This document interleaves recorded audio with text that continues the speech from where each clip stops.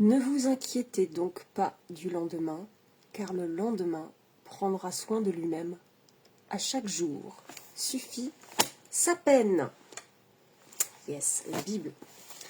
Bon, on va faire un live un peu spécial. Aujourd'hui, j'ai jamais fait de live comme ça. Donc, restez bien là. Je suis Diane Seri, votre guide de voyage intérieur. Et justement, on va parler de ça. Parce que ma vocation, elle est un peu en train de changer. Elle est même en train plutôt de se clarifier. C'est un peu comme si j'avais été peut-être un peu dans le brouillard avant. C'était pas précis. Guide de voyage intérieur, oui. Mais guide de voyage intérieur qui a toujours voulu être plus que juste un guide de voyage intérieur. Mais qui a commencé par cette étape. J'ai bien commencé par une étape. Donc moi, au départ... je sais même pas par où commencer, mais on va dire j'ai fait un gros burn-out. Je me suis retrouvée vraiment dans une situation très très difficile en 2013-2014, au point où j'ai fait un burn-out tellement sévère que je me suis retrouvée en fauteuil roulant, je me suis retrouvée coupée de mes jambes, avec des douleurs tellement terribles, tellement horribles. J'ai fini aux urgences je sais pas combien de fois. Je me souviens qu'il m'avait donné des tranquillisants pour que je dorme parce que j'arrivais pas à dormir tellement j'avais mal. Et je m'étais dit plus jamais je pourrais faire ce métier, et plus jamais je pourrais travailler comme ça, comme j'ai fait. Ça va pas être possible. Et c'est là que j'ai rencontré un coach qui m'a aidé à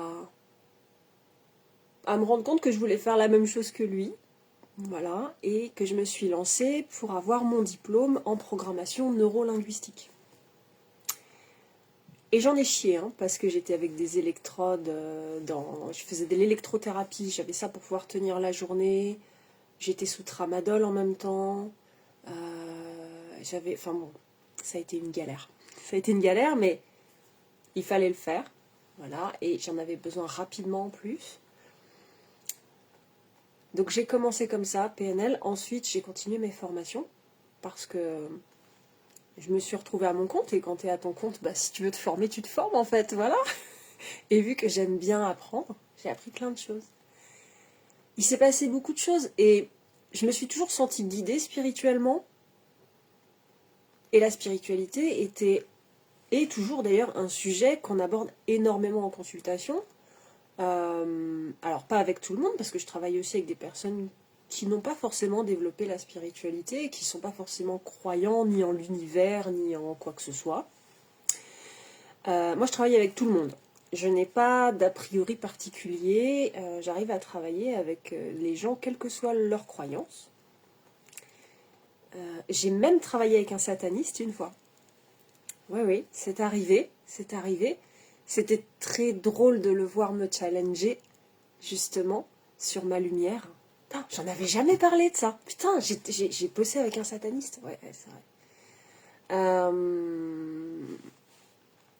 C'était très challengeant.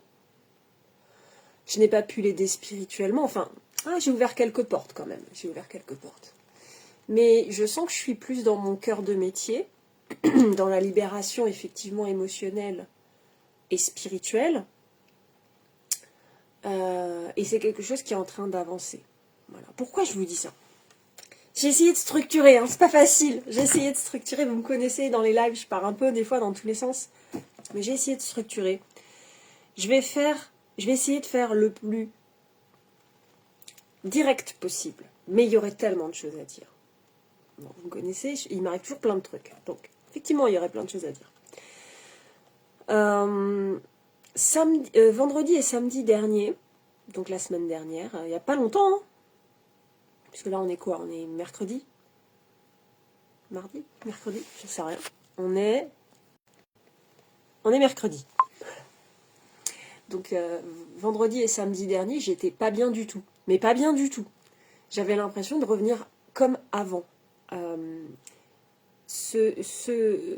Là où j'accompagne bien les gens, enfin bien, de toute façon oui, mais mon sujet de prédilection, c'est tout ce qui est angoisse, anxiété, dépression. Souvent des gens qui ont vécu des violences dans l'enfance et souvent des violences sexuelles. Bon. Certains savent que je suis une ancienne dépressive. Je sais ce que c'est. Je l'ai vécu à ma manière. D'accord ? Chacun le vit à sa manière. Donc, bien sûr, à chaque fois, je vais devoir découvrir comment l'autre le vit. Mais je sais ce que c'est de ne pas savoir comment sortir de cette espèce de trou noir, de ces angoisses, parfois permanentes. Parfois, c'est une sensation qui est là, H24, comme si on avait le cœur et la gorge comme ça, tout le temps. Je sais à quel point c'est insupportable. Et je m'étais défait de ça, j'étais sortie de ça. Et vendredi et samedi dernier, putain, j'ai eu l'impression de retomber dedans. Je me sentais pareil qu'il y a plusieurs années, quoi. Et je me suis dit, c'est pas possible. C'est pas possible. Ce n'est pas acceptable, je ne suis pas d'accord. Qu'est-ce qui se passe ? Bon, comme souvent, il s'agissait bien entendu des syndromes prémenstruels. J'accompagne aussi beaucoup de personnes qui ont du mal à gérer leur cycle. Et syndrome prémenstruel, ça peut être extrêmement violent. On peut être dans des colères terribles. On peut être dans une dépression terrible. On peut manger comme pas permis.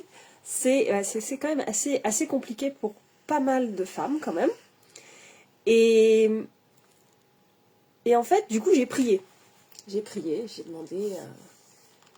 alors moi, je prie plutôt Jésus, Jésus, Marie, les anges. J'ai prié pour être libérée. Voilà. Et puis j'ai prié aussi pour ma vocation, parce que je sentais que j'avais besoin de me réajuster dans ce que je faisais. Je voulais savoir ce que j'allais faire de ma vie un peu plus tard. Je voulais voir un peu plus loin. Je savais que ça m'apaiserait. Et donc j'ai prié pour ma vocation.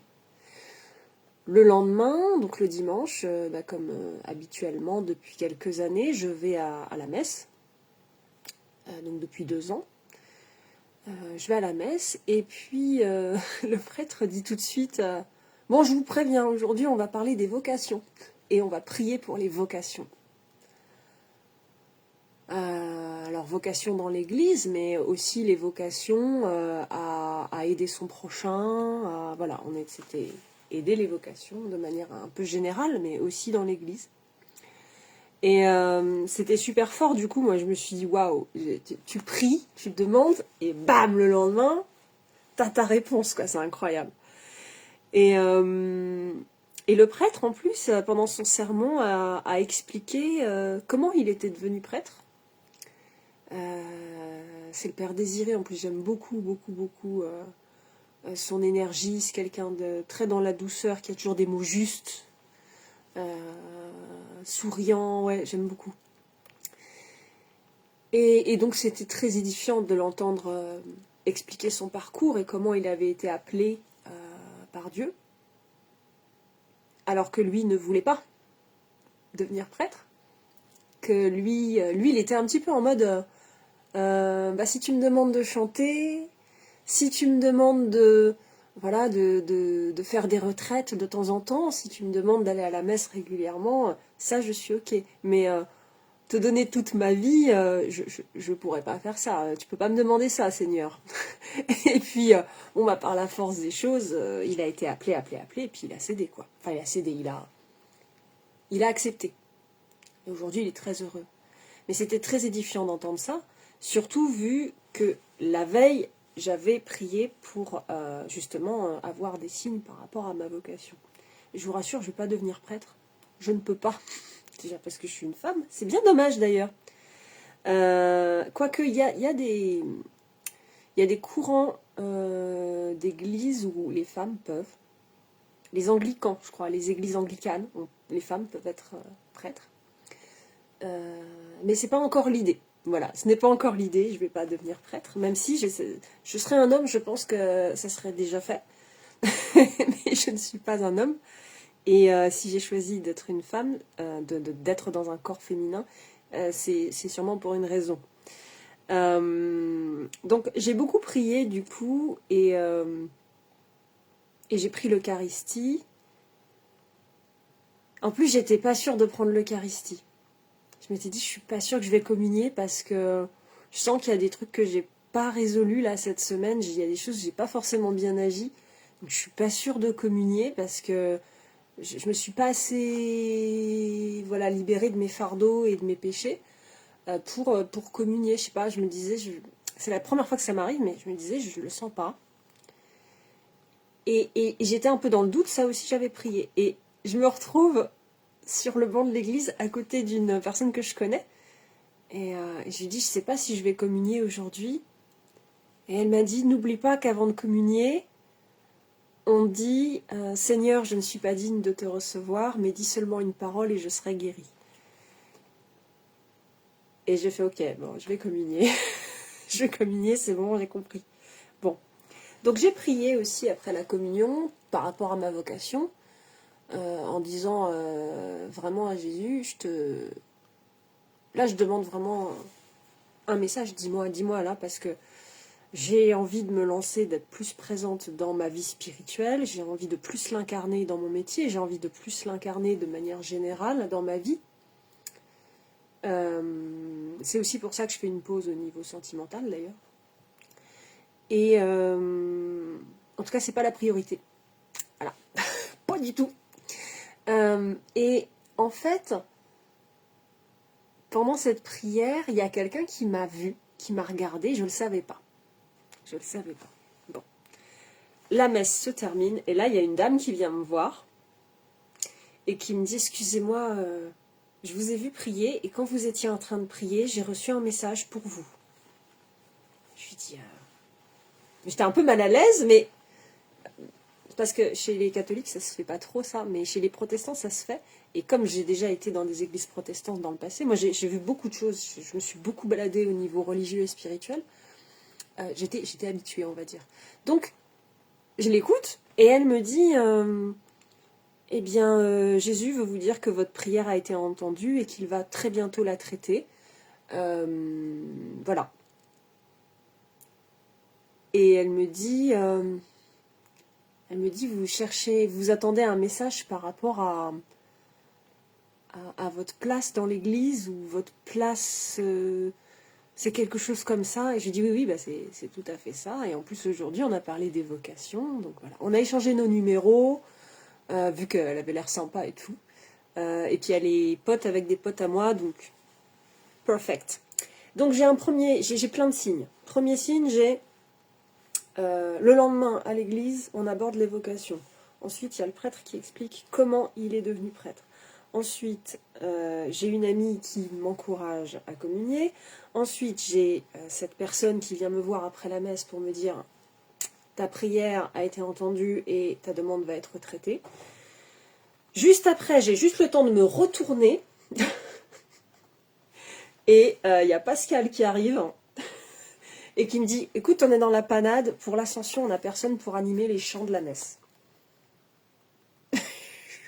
Je dis oui, comme à Noël, quoi. Il me dit oui, est-ce que tu pourrais animer les chants? Je fais allez. Donc ça fait un coup de plus. Et c'est vrai que l'animation fait partie des choses que j'aime. Alors pour ceux qui ne savent pas comment ça marche, l'animation de la messe, l'animateur, c'est pas celui qui fait le déroulé de la messe. Ça, c'est le prêtre qui gère ça, d'accord? L'animateur, il lance les chants. Donc il lance les chants pour que l'assemblée sache quoi chanter, à quel moment, voilà. Donc il faut savoir chanter un petit peu quand même. Après, il faut savoir se faire discret. Et il faut savoir battre la mesure, lire un petit peu la musique et gérer la chorale qui est pour moi sur le côté, sur la droite. Voilà. Et puis savoir quand est-ce que je dois intervenir. Donc il faut que je suive le déroulé de la messe. En général, je suis assise derrière un pilier, on ne me voit pas. Et moi, par contre, je vois l'autel de côté. Voilà. Donc, je ne l'ai pas fait souvent. Hein, je l'ai fait que à Noël. Et une autre fois, je crois, où j'ai sauvé la mise à quelqu'un. Un truc comme ça. Et donc là, pour l'Ascension. Mais j'ai pas encore la liste des chants. Donc, ça va encore être folklorique. Mais bon, je fais confiance à l'esprit. Il me guidera. Voilà, donc prière pour les vocations. Et puis il y a Pascal qui me dit, est-ce que tu peux animer la messe? Bon. Je pense que je vais aller à La Roche-sur-Yon pour faire une formation pour être meilleure animatrice à l'église. Je fais partie aussi de la chorale de l'église. Je fais partie des Ancolies aussi. Donc c'est l'ensemble des chorales sur toute la France. Et on va chanter à Lourdes une fois par an. Et le lundi, donc là je vous ai raconté samedi, dimanche. Et le lundi, je vois un numéro qui m'appelle. Je connais pas le numéro. Normalement je décroche pas quand je connais pas le numéro. Je laisse les gens laisser un message sur le répondeur. Parce que en général, les gens qui veulent un rendez-vous avec moi, c'est rare qu'ils m'appellent. Alors ça arrive, hein, mais c'est rare. En général, ils prennent rendez-vous sur psychologue.net ou sur ma fiche Google ou sur mon site internet ou par message, par texto ou par Messenger. Voilà. C'est rare qu'on m'appelle, c'est vrai. Mais ça arrive, hein. N'hésitez pas en tout cas, si vous voulez m'appeler, vous pouvez m'appeler. Et à ce moment-là, bon, je sais pas, je me dis, allez, je décroche. Donc je décroche. Puis j'entends bonjour, c'est Clément. Je suis là, attends, Clément. Quel Clément? Qui, quoi, où? Bon, bref. Ça faisait partie du déroulé, très certainement, de cette prière pour mieux connaître ma vocation. Donc, quelle est la conclusion de cet appel que j'ai eu avec Clément? Et ben, c'est que là, je me fais accompagner pour bosser sur ma communication par un coach. J'ai commencé juste hier, j'ai signé hier. Donc j'ai commencé hier, j'ai regardé plusieurs vidéos. On est sur des sujets que j'ai déjà travaillé, mais il le présente d'une autre manière, donc j'ai trouvé ça très intéressant. C'est plus visuel, on est plus sur des vision boards, des choses comme ça pour l'instant, hein. Après ça va évoluer. Donc voilà. J'ai reçu beaucoup de signes quand même, hein. Ça fait beaucoup en 2 jours. Là, je vous raconte juste ce qui s'est passé en 2 jours. Hein. Il faut imaginer une dizaine de signes en 2 jours. Donc ça, c'est fort. Voilà. Donc il y a beaucoup de choses qui vont bouger, je pense, dans ma communication prochainement. Ça va sûrement être plus structuré. Et je lance un groupe WhatsApp. Oui, normalement, il doit y avoir le lien dans le live. Moi, je ne peux pas le voir. Ou alors c'est en bas à gauche, je ne sais pas trop. Mais il y a un lien dans le live, là, dans la vidéo. Peut-être je vais le rajouter dans la description. Parce que je veux lancer une communauté pour bien comprendre comment je peux vous aider au mieux. Parce que tout ça, c'est une création entre moi, mon âme, vous, la vie, votre esprit, et tout ça qui va se combiner ensemble pour que je comprenne bien aussi, au-delà de moi, mon cheminement, au-delà de moi, mon lien spirituel et ma mission,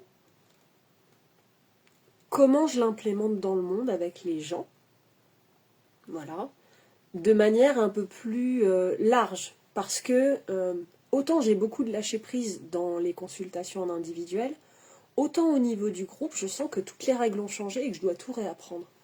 Et donc cette communauté, elle va être là vraiment pour que vous puissiez me faire part de vos problématiques, que je me rende compte de ce qui se passe vraiment sur le terrain pour vous, et que je puisse vous accompagner au mieux. Et bien entendu, les personnes qui ont des formations avec moi, donc par exemple artisans de lumière, eh bien, elles vont pouvoir nous rejoindre dans le groupe et aussi partager des choses qu'ils ont pu découvrir et comprendre. Artisans de lumière est peut-être une formation qui va évoluer, j'y réfléchis énormément en ce moment en tout cas. En tout cas, en thérapie, je me suis mise à faire quelque chose depuis 1 an. C'est quand je travaille avec les gens, je leur demande s'ils sont croyants. Je ne dis pas en quoi, je les laisse m'exprimer, voilà, sans les influencer. Est-ce qu'ils sont croyants? Est-ce qu'ils croient en quelque chose? Alors souvent on me dit oui, moi je crois en l'univers, je crois qu'il se passe quelque chose dans l'autre monde, je crois à l'abondance, je crois machin. Et je demande, est-ce que vous croyez en Jésus? Et en fait, assez souvent, la réponse est oui. Plus souvent que je l'aurais pensé. Et c'est comme un espèce de tabou. D'ailleurs, j'ai l'impression, franchement, je vais être hyper honnête, j'ai l'impression que le mot Dieu est devenu un gros mot. Maintenant, on dit univers, on dit pas Dieu. Comme si Dieu, ça avait été trop imprégné de carcans négatifs, de carcans enfermants, ce que je peux comprendre tout à fait. Mais du coup, ça rend les choses un peu taboues. C'est-à-dire que Jésus est un vrai maître spirituel, les anges le sont aussi, mais et il y en a plein des maîtres, il y en a plusieurs des maîtres spirituels, mais c'est comme un espèce de tabou. Les gens vont plus facilement dire l'univers, et si je gratte un peu et que je demande est-ce que vous croyez en Jésus, de base ils me l'auront pas dit, mais en fait la réponse est oui. Pas toujours, bien sûr, hein, je dis bien, mais plus souvent que j'aurais cru. Beaucoup plus souvent que j'aurais cru. Voilà. Ou alors c'est, qu'est-ce que j'ai entendu la dernière fois, je sais pas trop, mais j'aimerais m'en rapprocher. Voilà. Ok. Et en fait, dans les accompagnements, c'est assez intéressant parce que ce sont des personnes qui viennent pour apprendre à s'aimer. Et à aimer et à être aimé. Voilà. Et que tout ça soit fluide. Et il y a beaucoup d'enseignements de Jésus sur ce sujet-là, en fait. Il y en a beaucoup. Donc, il ne faut pas oublier que l'amour universel a été enseigné par plusieurs maîtres spirituels, a été enseigné par des philosophes aussi. Moi, je suis vraiment ouverte à tout, mais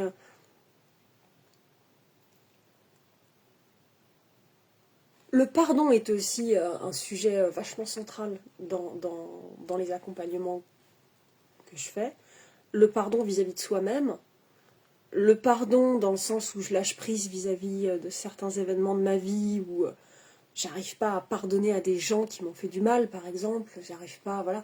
Il y a des gens aussi qui travaillent aussi sur comme moi d'ailleurs en ce moment, je travaille sur l'orgueil en ce moment, je travaille beaucoup sur l'orgueil, parce que y a des gens qui me disent, ouais, moi j'ai un énorme juge intérieur, il arrête pas de me juger, il me juge, il me rabaisse, il me critique, voilà. Et puis des fois je critique aussi les autres, je suis dure envers les autres, ça m'arrive, ou alors je suis complètement laxiste envers les autres, dure envers moi, enfin bref, voilà. Ça c'est de l'orgueil. Et donc on travaille aussi là-dessus. Comment je fais pour me libérer de l'orgueil? Et quoi de mieux que les enseignements de Jésus pour se libérer de l'orgueil? Voilà. Après, comme je l'ai dit, je travaille aussi avec des gens qui ne sont pas croyants. Moi, j'aborde le sujet quand la personne a envie d'aborder le sujet et qu'elle a envie de voir autre chose et qu'elle veut travailler sur sa psychologie. Ça, c'est une chose que je fais. Et qu'en plus, elle se dit, oui, mais c'est pas qu'une question de psychologie, c'est aussi une question spirituelle. J'ai envie de travailler sur mes croyances. À partir du moment où vous voulez bosser sur vos croyances, il y a quelque chose de spirituel. Parce que vos croyances, c'est ce en quoi vous croyez. Donc ça veut dire que c'est ce en quoi vous mettez de la valeur, de la richesse, mais aussi de la foi. Ça devient votre vérité. Et donc, pour certaines personnes, ça paraît complètement illogique de bosser le psychologique sans bosser la foi et la spiritualité. Et parce qu'on ne se rend pas compte en fait à quel point la spiritualité et la foi imprègnent notre vie. On ne le voit pas en fait. On est là, par exemple, vous travaillez sur vos valeurs, vous travaillez sur vos priorités, vous travaillez sur c'est quoi vos principes de vie, vous travaillez sur c'est quoi mes limites, machin. Et vous vous rendez pas compte que tout ça a quelque chose à voir avec la foi. Que c'est pas juste quelque chose de mental en fait. C'est aussi dans quoi vous mettez votre foi. De toute façon, à partir du moment où on travaille sur la confiance en soi, on travaille sur la foi. Parce que confiance, ça veut dire avec foi. Avoir confiance en soi, c'est avoir foi en soi. Voilà. Donc, c'est quand même, là on part dans quelque chose de vachement profond, avec beaucoup de questionnements possibles.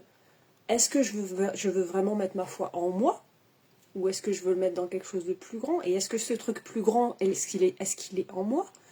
Parce que le divin, peut-être il est en moi aussi, mais peut-être je le cherche aussi à l'extérieur, et peut-être je cherche à communiquer entre les deux. Du coup, la confiance en moi, peut-être, il faut que je travaille sur mon estime de moi, et sur la confiance dans quelque chose de spirituel.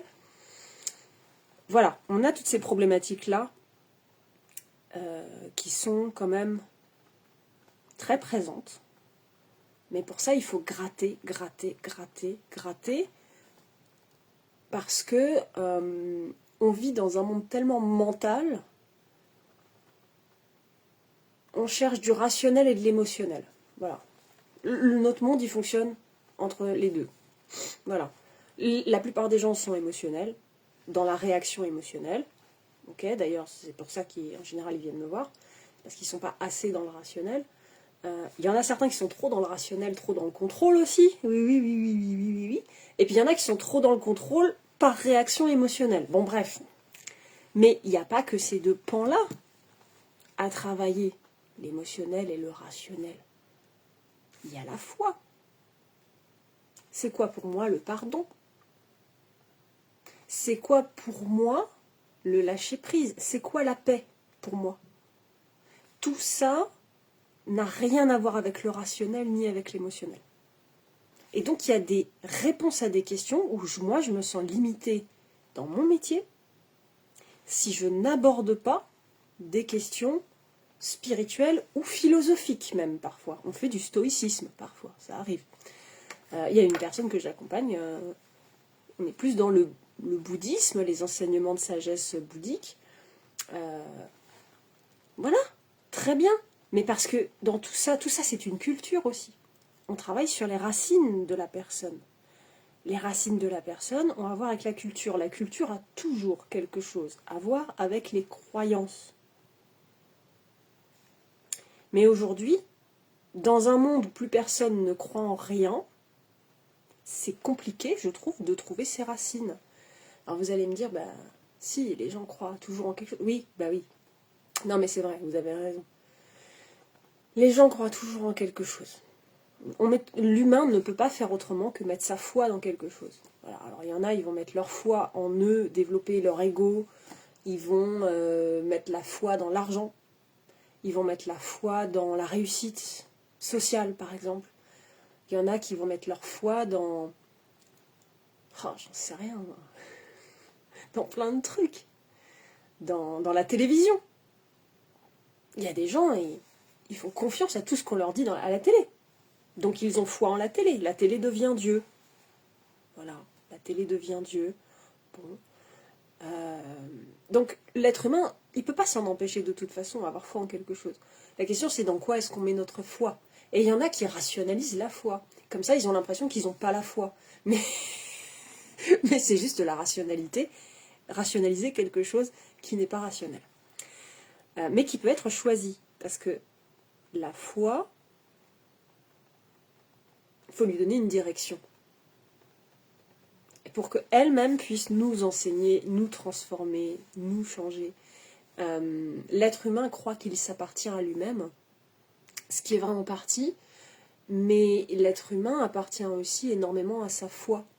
C'est la foi qui nous transforme. C'est le moment où on arrête de penser tout le temps la même chose en boucle.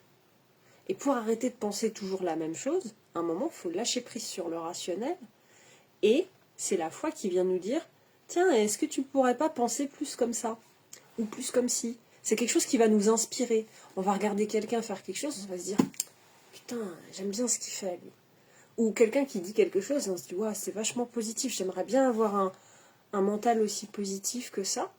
Et on croit que c'est le mental qui nous dit ça. En général, c'est le corps, c'est la foi. On a une espèce de résonance de bien-être. Et c'est un alignement, en fait, de tout. Voilà, j'ai abordé les 2 premiers points.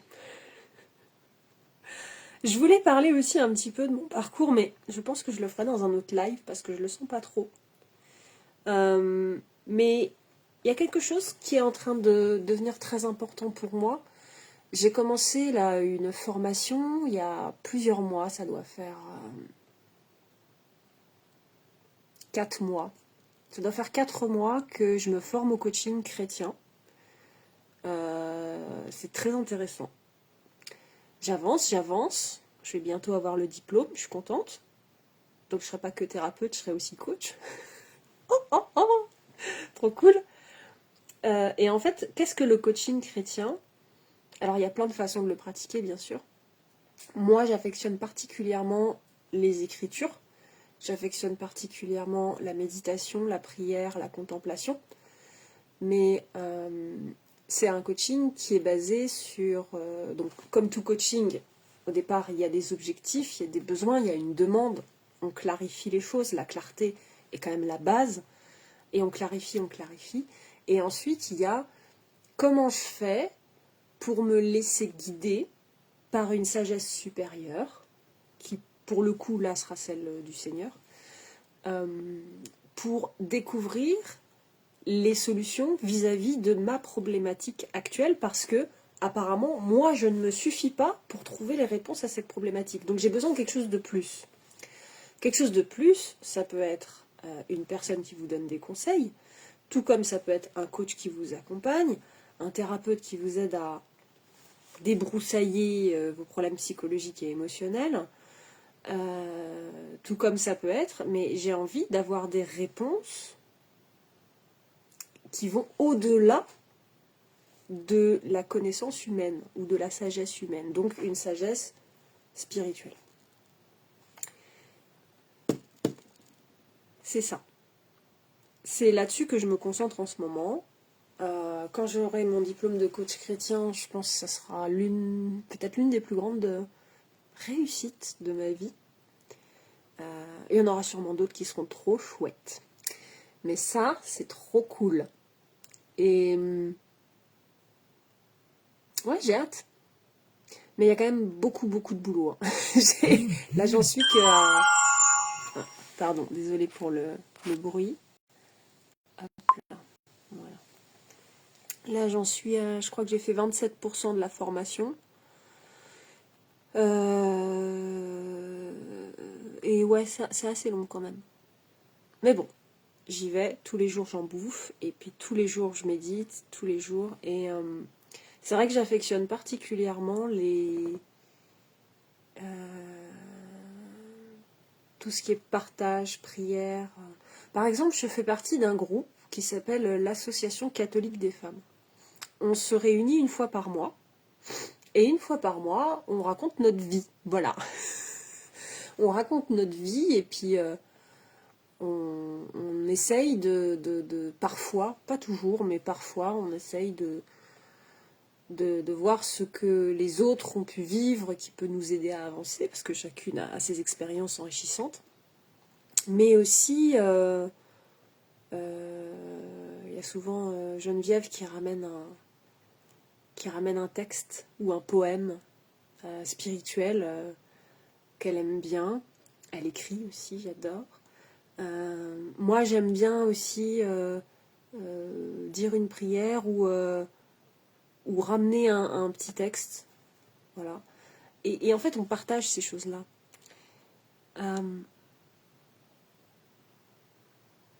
Et j'ai l'impression que notre monde a énormément besoin de ça. On n'est plus connecté, à part par l'internet. On n'est plus très connecté. Et je le vois, les gens, ils s'abordent pas facilement dans la rue. Les gens qui se connaissent pas, je dis bien. Les gens qui se connaissent pas ne s'abordent pas très facilement dans la rue. Moi, régulièrement, je fais des compliments aux gens. Je leur dis « Oh, j'adore ton sweat, trop beau !» Et « Oh !» C'est la panique en face. Ils n'ont plus l'habitude, les gens. Et je dis pas que c'est facile pour moi d'aborder les gens, mais c'est un exercice que je me donne régulièrement, parce que je suis assez introvertie quand même. Oui, je sais, on dirait pas. Je suis une fausse extravertie, moi. Je suis une fausse extravertie. Et en fait, oui, je me rends compte que ces endroits où on peut déposer nos problèmes, nos inquiétudes, notre charge émotionnelle, notre charge mentale, il n'y en a plus beaucoup. Voilà, à part en thérapie, les gens savent plus s'écouter les uns les autres. Vous avez de la chance quand vous rencontrez quelqu'un qui ne vous coupe pas la parole toutes les 5 minutes, ou qui ramène pas le sujet à soi. Oui, mais moi, et moi. Ah oui, mais moi. Ah oui, t'as vécu ça, mais moi j'ai vécu ça. Voilà. Donc cette communauté WhatsApp, c'est une manière pour moi de ramener de la connexion aussi, de temps en temps de faire des lives. Tiens, encore quelqu'un qui m'appelle. Donc je disais de recréer du partage, de faire des lives ensemble de temps en temps, parce que je vais prendre au fur et à mesure vos problématiques, et puis on va en faire des discussions, on peut faire des groupes de parole, on va faire plein de trucs, et ça va être très chouette, je pense. Je suis contente de faire ça. Je suis contente.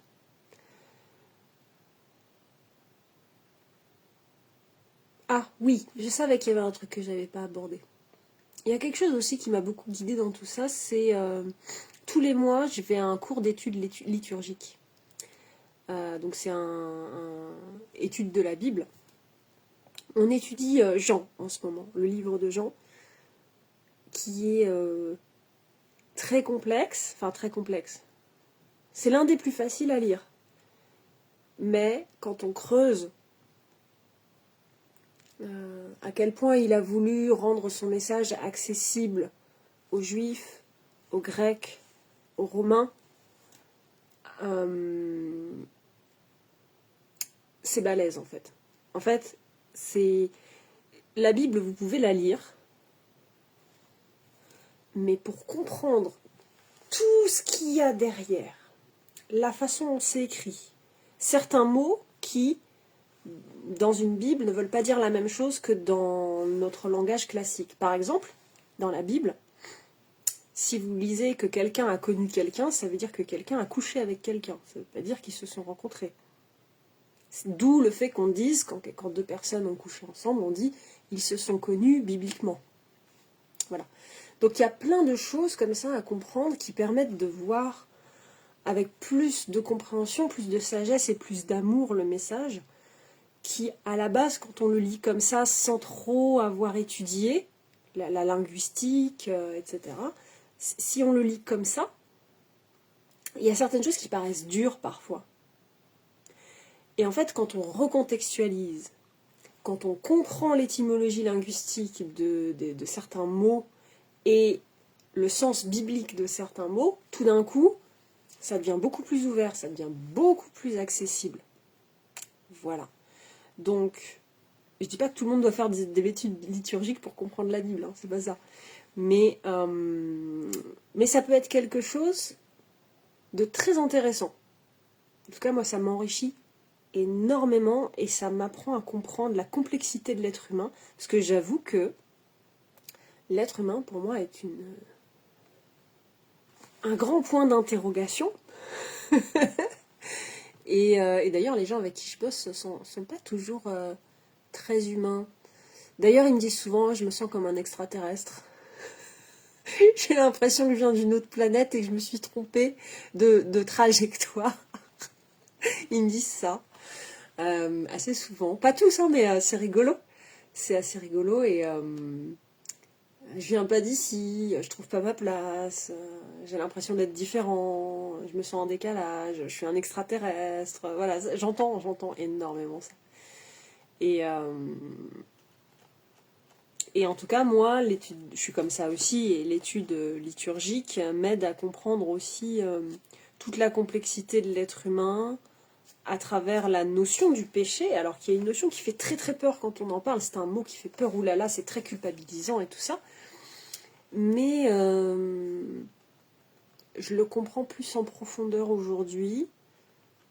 En fait, c'est ce côté... c'est toute cette part de nous qui a des désirs, qui font que des fois on n'arrive pas à se contrôler. Mais on n'est pas censé s'en vouloir. Je dis pas que on ne doit pas s'améliorer là-dessus. Je pense que certaines personnes ont besoin de s'améliorer vis-à-vis de leurs désirs qui les prennent beaucoup trop, comment dire, en chair, j'allais dire, mais qui les poussent à faire certaines choses et à perdre le contrôle vis-à-vis de certaines pulsions, que ce soit des pulsions de colère, que ce soit des pulsions sexuelles, que ce soit des pulsions vis-à-vis de la nourriture, vis-à-vis de l'argent, voilà, tout ça ce sont des désirs en fait. La dépendance affective fait partie des pulsions du désir. Et en fait, la notion du péché, quand elle est vraiment abordée dans les évangiles, elle est aussi abordée en mode vous inquiétez pas, c'est normal, hein. C'est normal, hein. Voilà, on y est tous, quoi, en fait. Ça fait partie du package quand tu arrives sur Terre. Voilà. Donc, il y a un petit peu ce truc de ne vous en voulez pas d'être humain. Mais apprenez à vous discipliner vis-à-vis de ça, à évoluer, à peut-être réfléchir sur ces désirs, quelle place ils prennent dans notre vie, est-ce qu'ils sont orientés au bon endroit, est-ce qu'ils causent notre perdition, notre malheur, ou est-ce qu'ils sont à leur juste place? Parce que dans tous les cas, vous aurez du désir, point.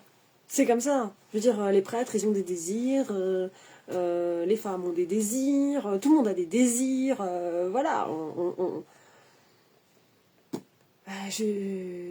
Oui, bah oui, c'est comme ça, en fait. Et ce qui nous est plutôt conseillé, c'est de les assumer, ces désirs, effectivement, de les discipliner, d'en prendre conscience, etc., et de ne pas les laisser prendre le contrôle sur notre vie, et sur nous. Mais il nous est surtout conseillé de les assumer. Et les assumer, qu'est-ce que ça veut dire? Les assumer, ça veut dire que, d'une certaine manière, on prend conscience du moment où on n'a pas été nous-mêmes. On prend conscience de ce moment où c'est une pulsion qui a pris le contrôle et où on a été coupé de notre nature profonde et de notre source de lumière et qu'on veut y remédier. On veut y remédier. Parce que nos désirs peuvent nous pousser à faire beaucoup de mal à nous-mêmes et aux autres. Mais les désirs sont aussi quelque chose de très important dans la vie parce que dans le désir, il y a aussi le plaisir, il y a aussi la joie, il y a aussi profiter de la vie. Et en fait, la question, je pense que la question centrale, en tout cas, une des questions centrales chez les chrétiens, c'est quelle est la place que je donne à mon plaisir pour pouvoir profiter de la vie sans faire de mal. Voilà. Parce que, je suis sûre que vous en connaissez, des gens qui ont des plaisirs et des désirs destructeurs, qui vont faire que leurs désirs vont les mener à vivre des choses qui sont à l'inverse de leur bien-être ou du bien-être des autres, et qui vont leur apporter un plaisir, on va dire, temporaire, voilà, mais qui va avoir des conséquences sur l'avenir désastreuses. Et les addictions font partie de ça. Hein. Les addictions font partie de ça. Après, il y a tout un travail à faire aussi sur le système nerveux dérégulé qui a besoin de se réguler et il ne trouve pas comment se réguler, donc il cherche d'autres manières de se réguler à travers les addictions, que ce soit addiction alcool, argent, sexe, jeu, affection, dépendance affective, etc. On est sur de l'addiction aussi. Hein. Donc il y a des gens qui sont addicts au conflit. Bon. Parce qu'ils fonctionnent comme ça, parce que ça leur donne... Le conflit génère de la... j'allais dire cocaïne. On n'est pas très loin. Non, mais on n'est pas loin. Adrénaline. Voilà, le conflit génère de l'adrénaline. Et il y a des gens qui sont accros à la peur. Et ils sont accros à l'adrénaline aussi, qui va pouvoir donner une sensation, par exemple, de pouvoir. Donc tout ça fait partie des pulsions de l'être humain. On est né comme ça. Voilà. Après, La question, c'est qu'est-ce que j'en fais? Qu'est-ce que j'en pense? Qu'est-ce que je ressens vis-à-vis de ça? Qu'est-ce que ça fait dans mon corps? Et est-ce que ça fait de mon corps un temple, c'est-à-dire un endroit sain où je me sens bien dans ma peau, où je me sens bien dans mon corps, où je peux profiter vraiment de la vie, ou est-ce que ça crée des tensions, des douleurs, des angoisses, de l'anxiété, du stress, voilà. Ou d'autres problèmes de santé, douleurs articulaires, etc. Difficulté à digérer, rumination, etc. Voilà, je crois que j'ai tout dit. N'hésitez pas à commenter. J'avais jamais fait de live comme ça, j'avais jamais fait de vidéo comme ça. J'avoue que j'avais un peu peur avant. Quand j'en ai parlé avec mon coach, il m'a dit mais ouais, mais fais-le. C'est trop important, c'est ton énergie.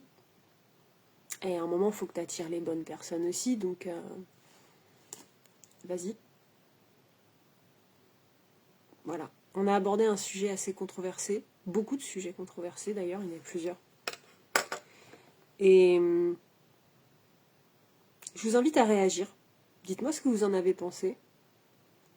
Il y aura peut-être des personnes qui voient ce live, qui ont déjà travaillé avec moi et qui ont déjà abordé ces questions-là avec moi.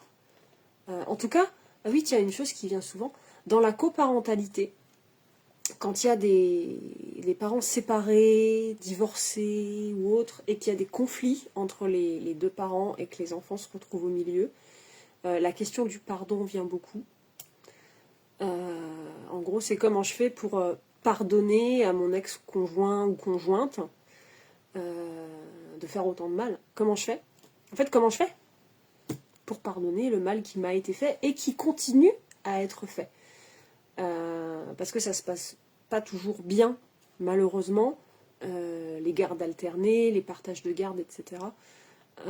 Parfois, ça se passe en bonne intelligence, et la plupart du temps, les gardes qui se passent en bonne intelligence n'ont pas besoin, n'ont pas plus besoin que ça d'un contrat ou quoi que ce soit. Des fois, ça se passe pas en bonne intelligence, et c'est d'ailleurs la raison, la racine, c'est la raison pour laquelle les gens se sont séparés, qui est bien souvent, malheureusement, la raison pour laquelle ils se sont mis ensemble. La raison pour laquelle on se met ensemble est souvent la raison pour laquelle on se sépare. Mais on ne voyait que le positif au moment de se mettre ensemble. On ne voulait pas voir que cette raison pouvait avoir une ombre. Donc le pardon fait partie, effectivement, de ces questions. Et je ne dis pas aux gens qu'il faut pardonner, parce que le pardon est quelque chose de très personnel. C'est juste une démarche pour être en paix avec soi. Et après, c'est comment est-ce que je suis en paix avec moi quand je ne suis pas en paix avec l'autre? Est-ce que le fait de ne pas être en paix avec l'autre m'empêche d'être en paix avec moi? Ou est-ce que ça me permet d'être en paix avec moi? Ou est-ce que ça renforce mon ego et ça me donne l'impression d'être un peu plus en contrôle? C'est ces questions-là qu'il faut aborder. Et comment est-ce que ça se fait que l'autre arrive aussi facilement à m'activer, à m'énerver, à me titiller là? Et pourquoi est-ce que je me laisse titiller en fait? Pourquoi je garde la porte ouverte à des échanges qui vont me poser un souci? Et là encore, nos pulsions et nos désirs et nos besoins se trouvent derrière. Parce qu'il y a toujours une raison. Et la raison n'est pas toujours raisonnable. Et la raison n'est pas toujours rationnelle.